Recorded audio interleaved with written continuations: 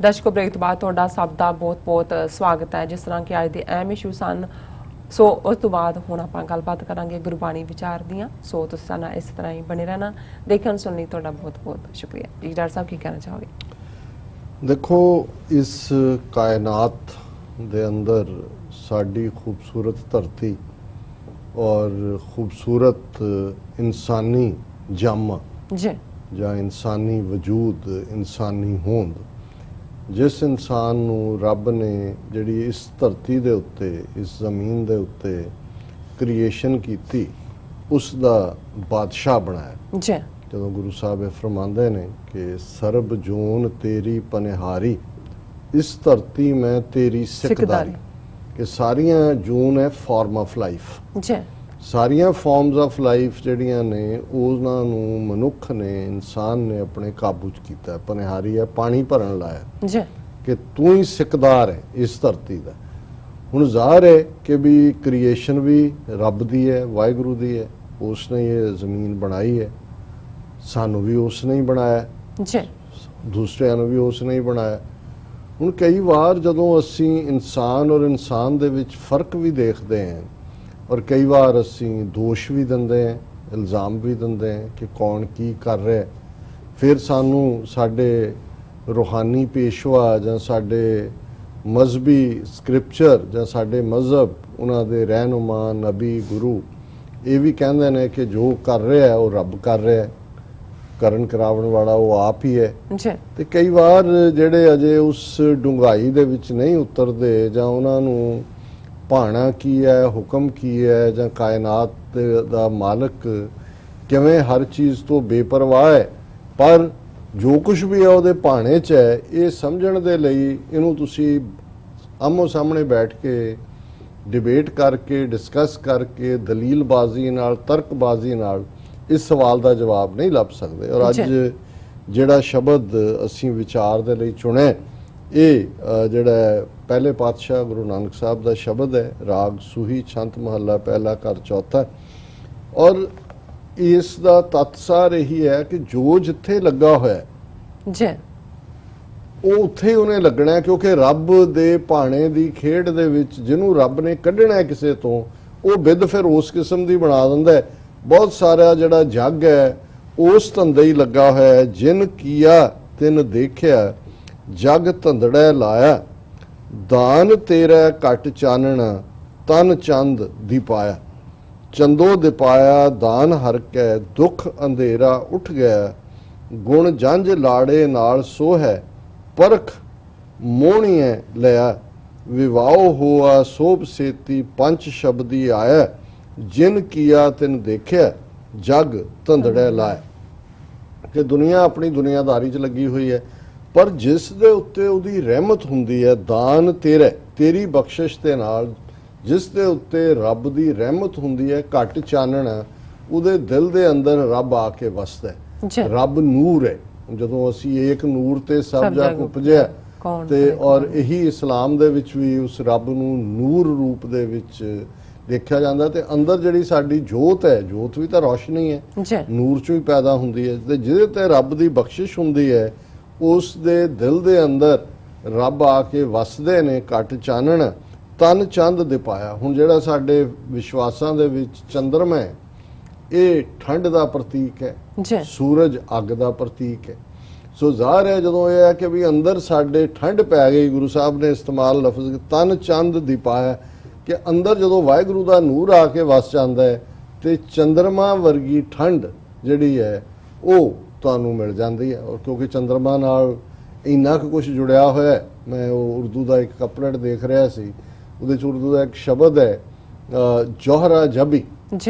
ਹੁਣ ਜੋਹਰ ਜਿਹੜੀ ਹੈ ਉਹ ਚੰਦਰਮਾ ਨੂੰ ਕਹਿੰਦੇ ਨੇ, ਜਬੀ ਜਿਸ ਦਾ ਮੱਥਾ ਜਿਹੜਾ ਹੈ ਉਹ ਜੋਹਰ ਵੀਨਸ ਨੂੰ ਕਹਿੰਦੇ ਨੇ, ਜਬੀ ਉਸ ਮੱਥੇ ਨੂੰ, ਕਿ ਉਹ ਜਿਹੜਾ ਚੰਦਰਮਾ ਵਾਂਗ ਲਿਸ਼ਕਦਾ ਮੱਥਾ ਹੈ, ਜਾਂ ਜਿਸ ਦੇ ਵਿੱਚ ਉਹ ਪਿਆਰ ਭਰਿਆ, ਕਿਉਂਕਿ ਪਲੈਨਟ ਐਗਜ਼ਿਸਟ, ਕੋਈ ਕਿਸੇ ਦਾ ਨਾਮ ਵੀਨਸ ਹੈ, ਕੋਈ ਚੰਦਰਮਾ ਹੈ, ਕੋਈ ਦੂਜਾ ਹੈ।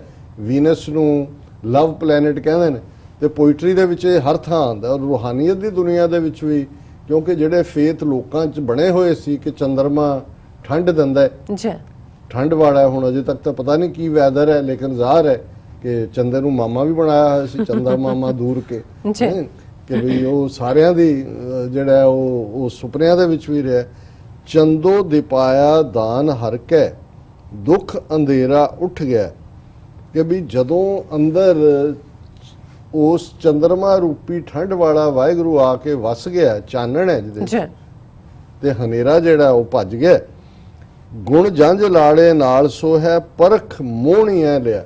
ਹੁਣ ਇਹ ਬਹੁਤ ਵਾਰੀ ਇਹ ਹੁੰਦਾ ਹੈ ਵੀ ਮਰਦ ਦੇ ਨਾਲ ਜੁੜੇ ਹੋਏ ਈਡੀਅਮ ਹੁੰਦੇ ਨੇ ਜੀ, ਕਿ ਉਸ ਨੇ ਇੱਕ ਚੰਗੀ ਔਰਤ ਨੂੰ ਆਪਣਾ ਸਾਥੀ ਚੁਣਿਆ ਜਿਹੜੀ ਗੁਣਵਾਨ ਹੈ। ਹੁਣ ਇੱਥੇ ਪਤੀ ਵਾਹਿਗੁਰੂ ਹੈ ਤੇ ਰੂਹ ਜਿਹੜੀ ਹੈ ਉਹਨੂੰ ਮੋਹਣੀ ਕਿਹਾ, ਪਰਖ ਮੋਹਣੀ ਇਹ ਲਿਆ, ਕਿ ਮੋਹਣੀ ਨੇ, ਸੋਹਣੀ ਰੂਹ ਨੇ ਅਲਟੀਮੇਟਲੀ ਪਰਖ ਕੇ ਉਸ ਵਾਹਿਗੁਰੂ ਨੂੰ ਗੁਣ ਜੰਝ ਲਾੜੇ ਨਾਲ ਸੋ ਹੈ, ਉਸ ਨੂੰ ਆਪਣਾ ਪਿਆਰਾ ਬਣਾਇਆ, ਆਪਣਾ ਪਤੀ ਬਣਾਇਆ।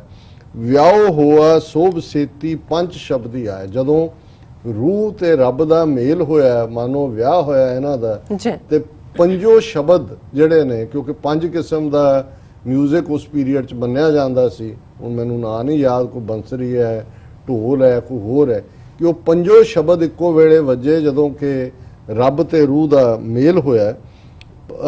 ਵਿਆਹ ਹੋਆ ਸੋਭ ਸੇਤੀ ਪੰਜ ਸ਼ਬਦੀ ਆਇਆ, ਜਿਨ ਕੀਆ ਤਿਨ ਦੇਖਿਆ ਜਗ ਧੰਦੜਾ ਲਾਇਆ। ਹੁਣ ਇੱਕ ਪਾਸੇ ਦੁਨੀਆ ਹੋਰ ਧੰਦਿਆਂ 'ਚ ਲੱਗੀ ਹੋਈ ਹੈ, ਉਸ ਰੂਹ ਨੂੰ ਜਿਸ ਦੇ ਉੱਤੇ ਰੱਬ ਦੀ ਬਖਸ਼ਿਸ਼ ਹੋਈ, ਰੱਬ ਨੇ ਆਪਣੇ ਮਿਲਾਪ ਦੇ ਲਈ ਚੁਣਿਆ, ਉਹਦੇ ਅੰਦਰ ਚੰਦਰਮਾ ਵਾਲੀ ਠੰਡ ਆਈ ਔਰ ਰੱਬ ਦੇ ਨਾਲ ਮੇਲ ਹੋਇਆ। ਔਰ ਇਸ ਦਾ ਦੂਸਰਾ ਪਦਾ, ਹਉ ਬਲਿਹਾਰੀ ਸਾਜਨਾ ਮੀਤਾ ਅਵਰੀਤਾ, ਇਹੋ ਤਨ ਜਿਨਸਿਓ ਗਾੜਿਆ ਮਨ ਲੀੜਾ ਦਿੱਤਾ, ਲਿਆ ਤਾਂ ਦਿਆ ਮਾਨ ਜਿਨਸਿਓ ਸੇ ਸੱਜਣ ਕਿਉਂ ਵਿਸਰੈ, ਜਿਨ ਦਿਸ ਆਇਆ ਹੋਏ ਰਲੀਆਂ ਜੀ ਸੇਤੀ ਗਹਿ ਹੈ, ਸਗਲ ਗੁਣ ਅਵਗੁਣ ਨਾ ਕੋਈ, ਹੋਏ ਨੀਤਾ ਨੀਤਾ ਹਉ ਬਲਿਹਾਰੀ ਸਾਜਨ ਮੀਤਾ ਅਵਰੀਤਾ। ਹੁਣ ਇਹ ਉਸ ਦੀ ਕੰਟੀਨਿਊਟੀ ਹੈ ਸ਼ਬਦ ਦੀ, ਕਿ ਜੇ ਹੇ ਵਾਹਿਗੁਰੂ ਮੇਰੇ ਸੱਜਣ, ਮੈਂ ਤੇਰੇ ਤੋਂ, ਤੂੰ ਮੇਰਾ ਮੀਤ ਹੈ, ਦੋਸਤ ਹੈ, ਮੈਂ ਤੇਰੇ ਤੋਂ ਬਲਿਹਾਰ ਹੈ, ਕਿਉਂਕਿ ਤੂੰ ਅਵਰੀਤ ਹੈ, ਤੂੰ ਦੁਨੀਆ ਦੇ ਮਾਇਆ ਦੇ ਜਾਲ ਤੋਂ ਵੱਖਰਾ, ਜਿਨ੍ਹਾਂ ਤੇ ਮਾਇਆ ਦਾ ਪਰਦਾ ਤੇਰੇ ਤੇ ਨਹੀਂ ਪਿਆ। ਇਹ ਇੱਕ ਫੈਲੋ ਜਿਹੜਾ ਇਸ ਰੂਹਾਨੀ ਰਸਤੇ ਦਾ ਪੰਧ ਹੈ, ਉਸ ਨੂੰ ਐਡਰੈਸ ਕੀਤਾ।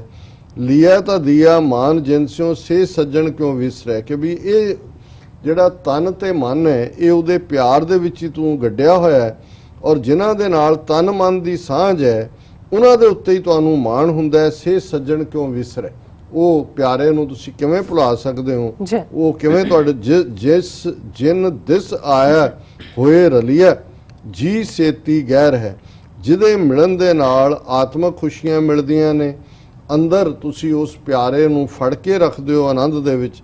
ਸਗਲ ਗੁਣ ਅਵਗੁਣ ਨਾ ਕੋਈ, ਹੋਏ ਨੀਤਾ ਨੀਤਾ, ਉਹ ਵਾਹਿਗੁਰੂ ਜਿਹਦੇ ਵਿੱਚ ਕੋਈ ਗੁਣ ਔਗਣ ਦੀ ਤੁਸੀਂ ਪਛਾਣ ਨਹੀਂ ਕਰਦੇ, ਉਹ ਸਦਾ ਸਥਿਰ ਰਹਿਣ ਵਾਲਾ ਵਾਹਿਗੁਰੂ ਹੈ। ਹਉ ਬਲਿਹਾਰੀ ਸਾਜਨ ਮੀਤਾ ਅਵਰੀਤਾ, ਮੈਂ ਉਹਨਾਂ ਤੋਂ ਸੱਜਣਾ ਤੋਂ ਬਲਿਹਾਰ ਹੈ ਜਿਹੜੇ ਮੇਰੇ ਮੀਤ ਨੇ, ਔਰ ਜਿਹੜੇ ਮਾਇਆ ਦੇ ਉਸ ਗ੍ਰਿਪ ਚੋਂ ਬਚੇ ਹੋਏ ਨੇ। ਔਰ ਫਿਰ ਜਿਹੜਾ ਤੀਸਰਾ ਇਸ ਦਾ ਪਦ ਹੈ, ਗੁਣਾ ਕਾ ਹੋਵੇ ਵਾਸਲਾ ਕੱਢ ਵਾਸ ਲਈਜੈ, ਜੇ ਗੁਣ ਹੋਵਨ ਸਾਜਨ ਮਿਲ ਸਾਂਝ ਕਰੀਜੈ, ਸਾਂਝ ਕਰੀਜੈ ਗੁਣਾ ਕੇਰੀ ਛੋੜ ਅਵਗੁਣ ਚੱਲੀਐ, ਪਹਿਰੇ ਪਟੰਬਰ ਕਰ ਅਡੰਬਰ ਆਪਣਾ ਪਿੜ ਮਲੀਐ, ਜਿੱਥੈ ਜਾਏ ਬਈਐ ਭਲਾ ਕਹੀਐ ਝੋਲ ਅੰਮ੍ਰਿਤ ਪੀਜੈ, ਗੁਣਾ ਕਾ ਹੋਵੇ ਵਾਸਲਾ ਕੱਢ ਵਾਸ ਲਈਜੈ। ਹੁਣ ਤਾਂ ਉਹ ਸਪਰੇ ਵਾਲੀਆਂ ਫ੍ਰੈਗਰੈਂਸਿਸ ਆ ਗਈਆਂ, ਇੱਕ ਜ਼ਮਾਨੇ ਸੀ ਅਤਰ ਹੈ ਜਾਂ ਫਲੇਲ ਹੈ ਜਾਂ ਦੂਜਾ ਹੈ, ਔਰ ਹੋਰ ਵੀ ਖੁਸ਼ਬੂਆਂ, ਅਤਰ ਵੀ ਛਿੜਕਿਆ ਜਾਂਦਾ ਸੀ, ਜਿਹੜੀ ਜਿਵੇਂ ਕੋਈ ਰੂਹ ਕੇਵੜੇ ਚੋਂ ਬਣੀ ਹੈ, ਉਹਨੂੰ ਡੱਬੇ ਦੇ ਵਿੱਚ ਰੱਖਿਆ ਜਾਂਦਾ ਸੀ। ਜਦੋਂ ਤੁਸੀਂ ਗੁਜ਼ਰ ਰਹੇ ਹੋ ਕਿਤੇੋਂ ਜਾਂ ਤੁਹਾਡਾ ਫ੍ਰੈਗਰੈਂਸ ਨੂੰ ਜੀ ਕਰਦਾ, ਤੁਸੀਂ ਡੱਬਾ ਖੋਲ ਕੇ ਉਹਦੇ ਚੋਂ ਸਮੈਲ ਕਰ ਲੈਂਦੇ ਸੀ ਤੇ ਖੁਸ਼ਬੂ ਮਹਿਸੂਸ ਕਰਦੇ ਸੀ। ਉਹ ਜਿਹੜਾ ਖੁਸ਼ਬੂਆਂ ਵਾਲਾ ਡੱਬਾ ਉਹਨੂੰ ਵਾਸਲਾ ਕਹਿੰਦੇ ਸੀ। ਔਰ ਗੁਰੂ ਸਾਹਿਬ ਨੇ ਇਸ ਦੇ ਉੱਤੇ ਕਿ ਇਨਸਾਨੀ ਗੁਣਾਂ ਦੀ ਗੱਲ ਕੀਤੀ ਹੈ, ਔਰ ਮੈਂ ਅਕਸਰ ਇਹ ਤੁਕ ਕਈ ਵਾਰ ਦੁਹਰਾਉਂਦਾ ਕਿ ਸਾਂਝ ਕਰੀਜੈ ਗੁਣਾ ਕੇਰੀ ਛੋੜ ਅਵਗਣ ਚੱਲੀਏ, ਕਿ ਵੀ ਜਿਹੜੀ ਕਿਸੇ ਦੇ ਵਿਚਲੇ ਗੁਣ ਨੇ ਉਹਨਾਂ ਦੀ ਸਾਂਝ ਕਰੋ, ਅਵਗਣਾਂ ਦਾ ਉਹਦੇ ਔਗਣ ਉਹਨਾਂ ਨੂੰ ਇਗਨੋਰ ਕਰੋ। ਹੁਣ ਗੁਰੂ ਸਾਹਿਬ ਨੇ ਫਰਮਾਇਆ ਸਗਲ ਗੁਣ ਅਵਗੁਣ ਨਾ ਕੋਈ, ਹੋਏ ਨੀਤਾ ਨੀਤਾ, ਇਹਦੇ ਤੇ ਅਸੀਂ ਦੂਸਰਾ ਪਦਾ ਮੁਕਾਇਆ, ਹਉ ਬਲਿਹਾਰੀ ਸਾਜਨਾ ਮੀਤਾ ਅਵਰੀਤਾ। ਗੁਣਾ ਕਾ ਹੋਵੇ ਵਾਸਲਾ ਕੱਢ ਵਾਸ ਲਈਜੈ, ਕਿ ਭਾਈ ਜਿਹੜਾ ਜਿਹਦੇ ਕੋਲ ਗੁਣਾਂ ਦਾ ਸੁਗੰਧੀ ਡੱਬਾ ਹੈ, ਕਿ ਜਿਹਦੇ ਕੋਲ ਫ੍ਰੈਗਰੈਂਸ ਹੈ, ਜਿਹਦੇ ਜੀਵਨ ਦੇ ਵਿੱਚ ਗੁਣ ਨੇ, ਜੀ ਜੇ ਗੁਣ ਹੋਵਨ ਸਾਜਨਾ ਮਿਲ ਸਾਂਝ ਕਰੀਜੈ, ਐਸੇ ਗੁਣਾਂ ਵਾਲੇ ਇਨਸਾਨ ਦੇ ਨਾਲ ਸਾਂਝ ਪਾਓ। ਸਾਂਝ ਕਰੀਜੈ ਗੁਣਾ ਕੇਰੀ ਛੋੜ ਅਵਗੁਣ ਚੱਲੀਐ, ਉਹਦੇ ਨਾਲ ਗੁਣਾਂ ਦੀ ਸਾਂਝ ਰੱਖੋ। ਜੇ ਕੋਈ ਔਗਣ ਹੈ ਉਸ ਨੂੰ ਤੁਸੀਂ ਭੁਲਾ ਦਿਓ, ਛੱਡ ਦਿਓ। ਜੀ ਪੈਰੇ ਪਟੰਬਰ ਕਰ ਅਡੰਬਰ ਆਪਣਾ ਪਿੜ ਮਲੀਏ। ਹੁਣ ਪਟੰਬਰ ਹੁੰਦਾ ਹੈ ਸਿਲਕ, ਕਿ ਤੁਸੀਂ ਚੰਗੇ ਗੁਣਾਂ ਦਾ ਸਿਲਕ ਜਿਹੜਾ ਉਹ ਪਾਇਆ, ਔਰ ਉਹਨੂੰ ਤੁਸੀਂ ਯਤਨ ਕਰੋ ਕਿ ਤੁਸੀਂ ਚੰਗੇ ਦੀ ਸੰਗਤ ਦੇ ਵਿੱਚ, ਸੋਬਤ ਦੇ ਵਿੱਚ ਬੈਠੋ। ਉਸ ਦੇ ਲਈ ਅਡੰਬਰ ਕਰੋ, ਉਦਮ ਕਰੋ। ਆਪਣਾ ਪਿੜ ਮਲੀਏ, ਆਪਣੀ ਧਰਤੀ ਨੂੰ ਮਲ ਕੇ ਆਪਣੀ ਥਾਂ ਦੇ ਉੱਤੇ ਮਜ਼ਬੂਤੀ ਦੇ ਨਾਲ ਖਲੋਵੋ। ਜਿੱਥੇ ਜਾਏ ਬਈਐ ਭਲਾ ਕਹੀਐ ਝੋਲ ਅੰਮ੍ਰਿਤ ਪੀਜੈ। ਝੋਲ ਹੁੰਦਾ ਹਿਲਾ ਕੇ, ਕਿ ਵੀ ਜਿੱਥੇ ਵੀ ਤੁਸੀਂ ਬਹਿਣਾ ਭਲੀ ਗੱਲ ਕਰੋ, ਮੂੰਹ ਚੋਂ ਬੁਰਾ ਨਾ ਕਹੋ, ਔਰ ਉਸ ਦੇ ਰੱਬ ਦੇ ਪਿਆਰ ਦਾ ਅੰਮ੍ਰਿਤ ਹਰ ਥਾਂ ਤੁਸੀਂ ਪੀਓ ਵੀ ਔਰ ਉਹਨੂੰ ਵੰਡੋ ਵੀ। ਗੁਣਾ ਕਾ ਹੋਵੇ ਵਾਸਲਾ ਕੱਢ ਵਾਸ ਲਈ ਜੈ, ਕਿ ਵੀ ਜਿਹੜਾ ਜਿਹਦੇ ਗੁਣਾਂ ਦਾ ਜਿਹੜਾ ਖੁਸ਼ਬੂਦਾਰ ਇਨਸਾਨ ਹੈ, ਉਹਦੇ ਵਿਚਲੇ ਗੁਣਾਂ ਨੂੰ ਤੁਸੀਂ ਲੈ ਲਓ, ਅਡਾਪਟ ਕਰੋ।